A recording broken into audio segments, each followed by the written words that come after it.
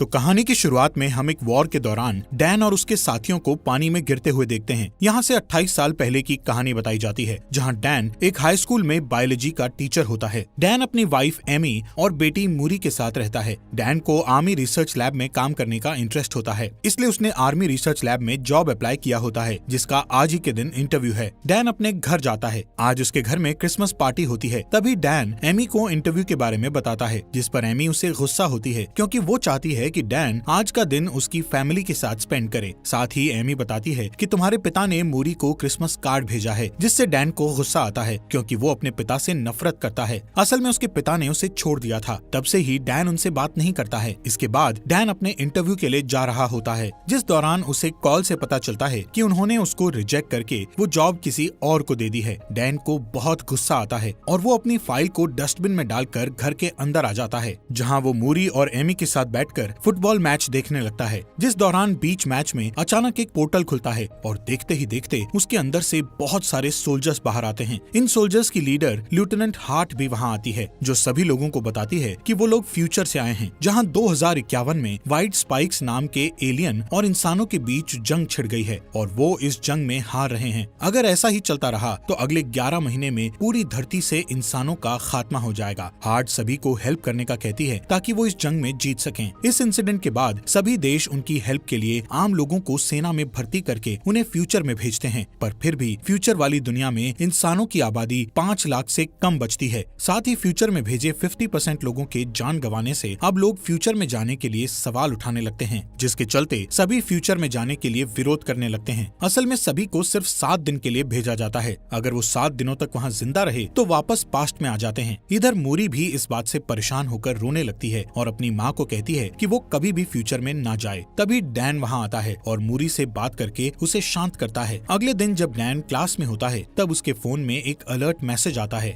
असल में डैन को जल्द से जल्द आर्मी रिसर्च सेंटर में आने का कहा जाता है। डैन जल्दी से वहाँ जाता है क्योंकि उसे लग रहा था कि उसे अब जॉब मिल जाएगी, लेकिन यहाँ आने पर सोल्जर उसके हाथ को एक मशीन में डालते हैं। तब डैन को पता चलता है कि वो लोग उसे फ्यूचर में लड़ने के लिए भेजने वाले हैं। वो डैन को ये भी बताते हैं कि उसकी 7 साल में डेथ हो जाएगी। डैन उनसे कुछ पूछ पाता तभी उसके हाथ में एक डिवाइस लगा दिया जाता है ताकि वो लोग डैन को ट्रैक कर सकें, और उसे बताया जाता है कि अगर उसने इस डिवाइस के साथ छेड़छाड़ की तो उसे जेल भी हो सकती है। अब डैन को 24 घंटे के अंदर अपने पर्सनल काम निपटाने को कहा जाता है, क्योंकि उसके बाद उसे जंग के लिए ट्रेन किया जाएगा। ये सब डैन की मर्जी के बिना हुआ था, पर अब वो कुछ नहीं कर सकता था। तभी हम एमी को देखते हैं, जो कि एक थेरेपिस्ट है और फ्यूचर से वापस आए लोगों की काउंसलिंग करती है। इसके बाद वहाँ डैन आता है और एमी को बताता है कि उसे 2051 में भेज रहे हैं। एमी जानती थी कि वहाँ से वापस आना मुश्किल है, इसलिए वो डैन को वहाँ जाने से मना करती है, जिस पर डैन बताता है कि उन्होंने मेरे हाथ पर ट्रैकर लगा दिया है, इसलिए अब चाहकर भी वो कुछ नहीं कर सकता। जिस पर एमी डैन को उसके पिता की हेल्प लेने को कहती है, क्योंकि सिर्फ उसके पिता ही उस डिवाइस को बाहर निकाल सकते हैं। इसके बाद वो अपने पिता के पास जाता है, जहाँ उसके पिता डिवाइस को निकालने के लिए तैयार हो जाते हैं, पर पुरानी बातों को याद करते हुए दोनों के बीच बहस होने लगती है। इसलिए डैन गुस्से में उस डिवाइस को निकलवाए बिना ही वहाँ से चला जाता है और एमी को बताता है कि उसे जंग लड़ने जाना ही पड़ेगा। ये जानकर एमी बहुत रोती है,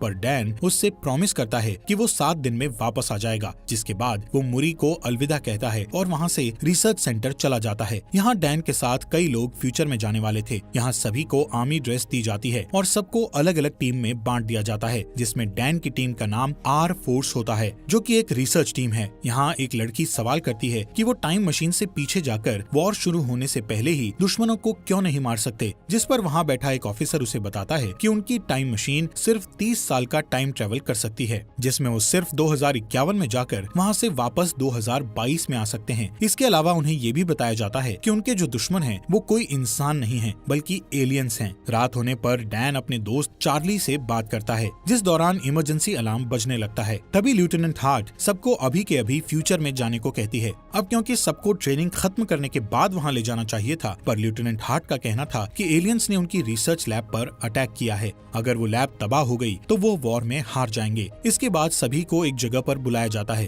और फिर एक एक करके उन्हें फ्यूचर में भेजने लगते हैं, जिस दौरान सिस्टम में कुछ खराबी आ जाती है, जिसके कारण वो सभी जमीन पर पहुंचने की जगह आसमान में ही रह जाते हैं और फिर एक एक करके सभी नीचे गिरने लगते हैं। ये वही सीन था जो हमें कहानी की शुरुआत में दिखाया था। यहाँ डैन और कुछ लोग एक स्विमिंग पूल में गिरते हैं, जबकि बाकी के लोग जमीन पर गिरकर मर जाते हैं। यहाँ के हालात देखकर वो सभी दंग रह जाते हैं, क्योंकि हर तरफ सिर्फ एलियंस थे। इसके बाद हम फ्यूचर की दुनिया की कर्नल को देखते हैं, जो बचे हुए लोगों से कांटेक्ट करती है। वो डैन को टीम लीडर बनाते हुए कहती है कि उसे रिसर्च लैब में फंसे लोगों को बचाना होगा। डैन अपनी टीम के साथ लैब की ओर निकल जाता है। सभी लैब पहुंच जाते हैं और देखते हैं कि एलियंस ने सभी लोगों को मार दिया है। जब कर्नल को इस बारे में पता चलता है तो वो बहुत दुखी होती है और डैन को लैब में रखी हार्ड ड्राइव लाने को कहती है। इन लोगों के पास ज्यादा टाइम नहीं होता है, क्योंकि एलियंस लैब में आने वाले थे। जिसके बाद कर्नल डैन को लैब में रखी सभी बायोलॉजिकल मटेरियल भी साथ लाने को कहती है, जिस दौरान वहाँ एलियंस भी आने लगते हैं। इसलिए यहाँ की आर्मी लैब पर बॉम्ब गिराकर उसे पूरी तरह तबाह करने के लिए निकल जाती है। कर्नल बताती है कि डैन और उसके साथियों के पास सिर्फ 3 मिनट हैं, जिसके बाद लैब को ब्लास्ट कर दिया जाएगा। पर जब वो लोग लैब के बाहर जा रहे होते हैं, तभी एलियंस उन पर अटैक कर देते हैं। ये एलियंस बहुत ही ताकतवर होते हैं और उन पर गोलियों का कोई असर नहीं होता है। एलियंस के अटैक में डैन के कुछ साथी मारे जाते हैं।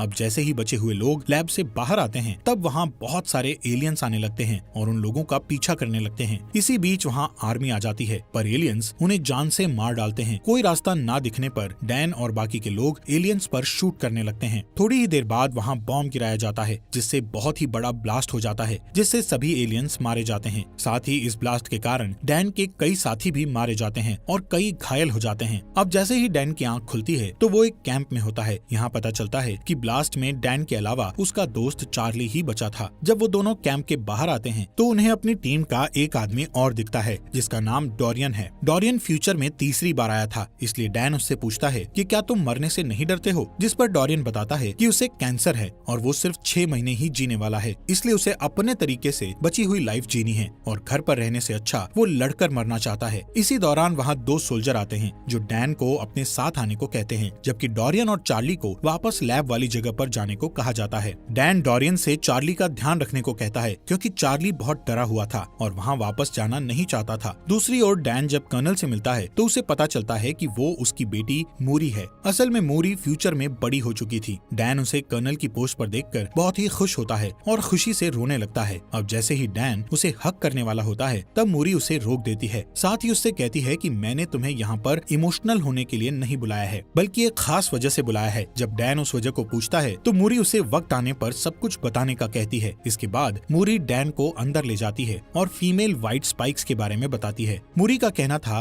कि फीमेल एलियन बहुत ताकतवर और गुस्सैल होती है, जो कि जमीन के नीचे अपना घोंसला बनाती है और एलियंस को पैदा करती है। इस फीमेल एलियंस की हिफाजत सभी मेल एलियंस करते हैं और उसकी हिफाजत में अपनी जान तक दे देते हैं। मूरी डैन को अपने साथ एक मिशन पर ले जाने का कहती है। इस मिशन में वो फीमेल एलियन को पकड़कर उसके डीएनए से एक टॉक्सिन बनाना चाहती है, जिससे सभी एलियंस को मारा जा सके। असल में सभी अब तक मेल एलियंस को मार रहे थे, लेकिन फीमेल एलियंस को मार पाना मुश्किल था। अगर फीमेल एलियंस मारी जाएं, तो फिर और एलियंस पैदा नहीं होंगे और बचे हुए एलियंस को मारकर वो दुनिया को बचा लेंगे। इसके बाद वो सभी उस जगह पर जाते हैं जहाँ फीमेल एलियंस जमीन के अंदर रहती थी। इस जगह पर जाकर मूरी डैन को ऊपर ही रहने को कहती है और वो नीचे आकर फीमेल एलियन को पकड़ने लगती है। ये एलियन बहुत ताकतवर होती है और वो अपने मेल एलियंस को आवाज लगाकर उन्हें बुलाने लगती है। कुछ ही देर बाद वहाँ बहुत सारे एलियंस आने लगते हैं। ये देखकर डैन अपनी बेटी को बचाने के लिए नीचे उतर जाता है। आखिर में उस एलियन को पकड़ लिया जाता है और फिर उसे हेलीकॉप्टर से सेंटर में भेज दिया जाता है। पर तभी वहाँ कई एलियंस आ जाते हैं, जिनके अटैक से काफी सोल्जर्स मारे जाते हैं। इधर डैन और मूरी आर्मी की एक कार में बैठ जाते हैं, जहाँ डैन कार को ड्राइव करता है और मूरी एलियंस पर शूट करती है। इसके बाद वो दोनों एक बीच पर पहुंच जाते हैं, जहाँ एक भी एलियन नहीं था। इधर मूरी डैन से गुस्सा होकर पूछती है कि वो हेलीकॉप्टर से नीचे क्यों आया, जिस पर डैन कहता है कि तुम मेरी बेटी हो और तुम्हें खतरे में देखकर मैं चुप कैसे बैठ सकता था। यहाँ मूरी डैन को बताती है कि मैं जब 12 साल की थी तब तुम मुझे और मेरी माँ को छोड़कर चले गए थे और फिर कुछ सालों बाद तुम्हारी डेथ हो गई।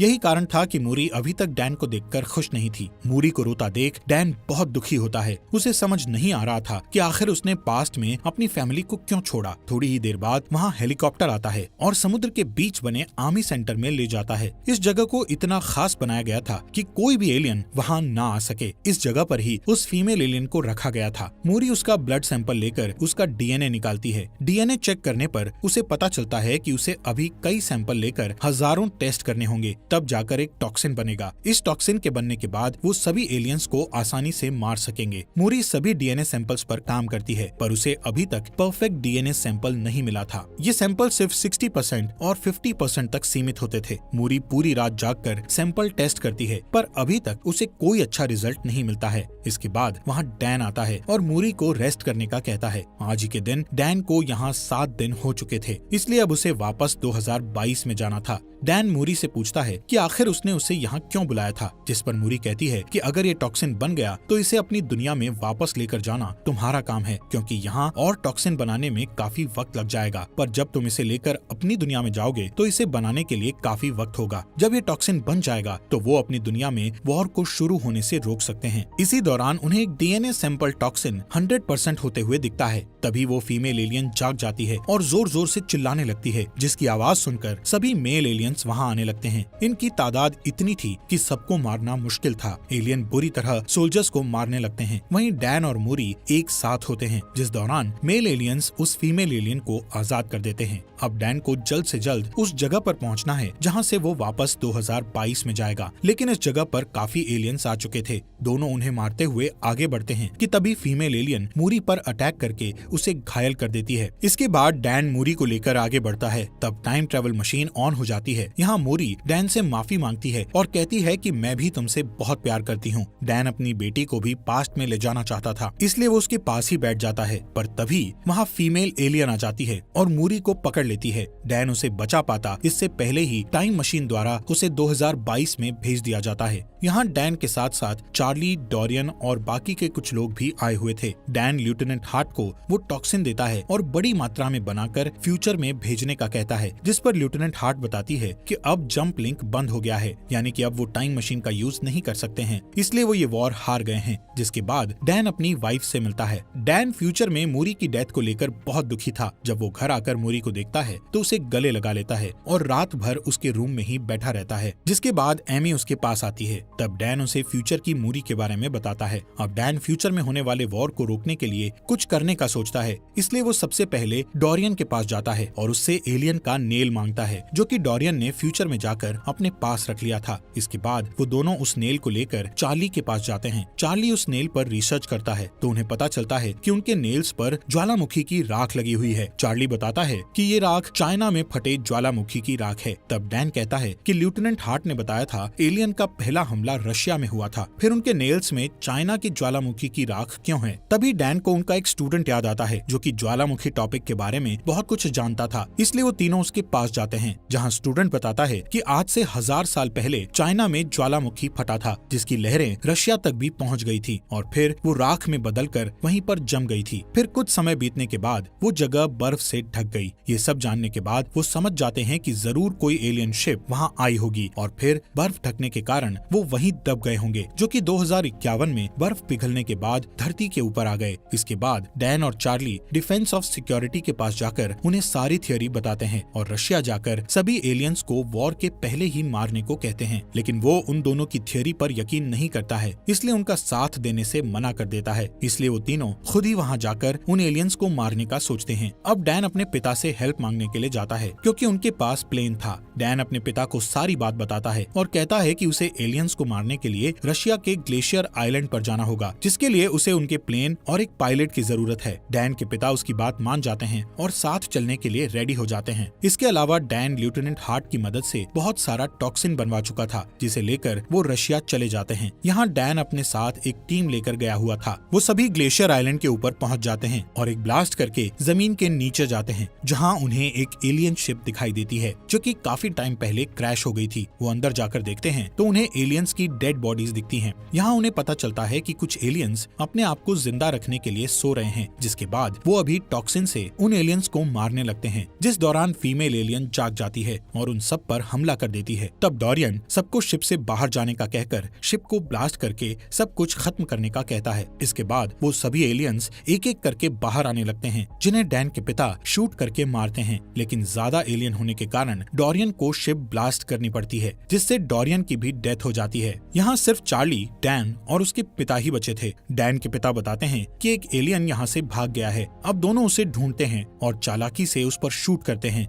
ये वही फीमेल एलियन होती है जो कि बहुत ताकतवर है और उसे आसानी से मार पाना बहुत मुश्किल है। तभी वो वहाँ से भागकर छुप जाती है और डैन पर अटैक करती है। ये देख डैन के पिता उस पर अटैक करके डैन को बचाते हैं, पर थोड़ी देर बाद वो डैन के पिता पर अटैक करती है। तब डैन जल्दी से उठकर उस एलियन को जान से मार देता है। इसके बाद डैन अपने घर आ जाता है और उसके साथ उसके पिता भी होते हैं। अब डैन डिसाइड करता है कि वो ऐसी कोई गलती नहीं करेगा जिससे उसका परिवार बिखर जाए, और इसी के साथ ये मूवी यहीं पर खत्म हो जाती है। दोस्तों, आपका दिल से शुक्रिया हमारे चैनल को सब्सक्राइब करने के लिए।